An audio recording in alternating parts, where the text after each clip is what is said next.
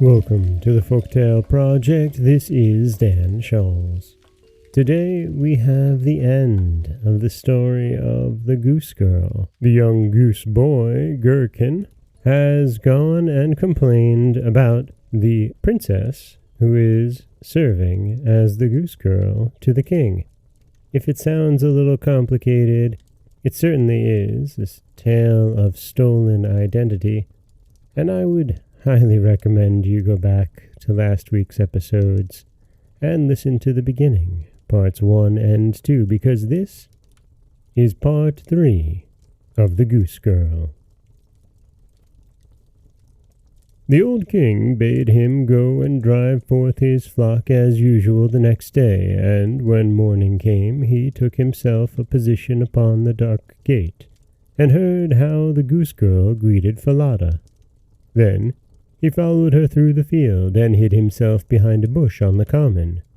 He soon saw with his own eyes how the goose-boy and the goose-girl looked after the geese, and how after a time the maiden sat down and loosed her hair that glittered like gold, and repeated, "Wind, wind, gently sway, blow Curdken's hat away. Let him chase o'er field and wold, till my locks of ruddy gold, now astray and hanging down, be combed and plaited in a crown." Then a gust of wind came and blew Curdken's hat away, so that he had to fly over hill and dale after it. And the girl, in the meantime, quietly combed and plaited her hair.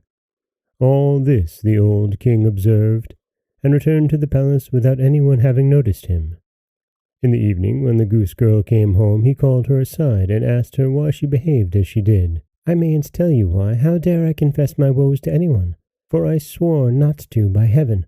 Otherwise I should have lost my life."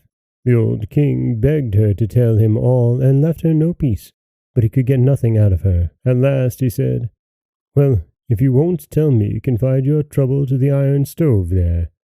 And he went away. Then she crept to the stove, and began to sob and cry, and to pour out her poor little heart, and said, "Here I sit, deserted by all the world.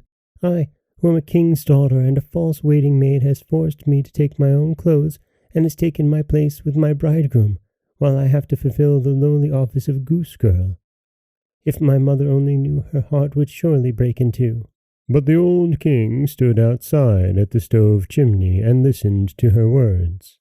Then he entered the room again, and bidding her leave the stove, he ordered royal apparel to be put on her, in which she looked amazingly lovely. Then he summoned his son, and revealed to him that he had got the false bride, who is nothing but a waiting-maid, while the real one, in the guise of the ex-goose-girl, was standing at his side. The young king rejoiced from his heart when he saw her beauty, and learned how good she was, and a great banquet was prepared, to which everyone was bidden. The bridegroom sat at the head of the table, the princess on one side of him and the waiting-maid on the other, but she was so dazzled that she did not recognize the princess in her glittering garments. Now, when they had eaten and drunk and were merry, the old king asked the waiting-maid to solve a knotty point for him. "What," said he, "should be done to a certain person who has deceived everyone?" And he proceeded to relate the whole story, ending up with, "Now what sentence should be passed?" Then the false bride answered, "She deserves to be put stark naked into a barrel lined with sharp nails, which should be dragged by 2 white horses up and down the street till she is dead." "You are the person," said the king, "and you have passed sentence on yourself, and even so it shall be done to you." And when the sentence had been carried out, the young king was married to his real bride, and both reigned over the kingdom in peace and happiness. In peace and happiness, knowing that they had killed a waiting-maid. Granted, a waiting-maid who had tricked and stolen the identity from the princess, but still, it is an awfully harsh way to end the tale, isn't it? This is Dan Scholz for the Folktale Project. Don't forget that you can subscribe to the podcast on Apple Podcasts, Stitcher, Google Play, Overcast, anywhere you like to get your podcasts.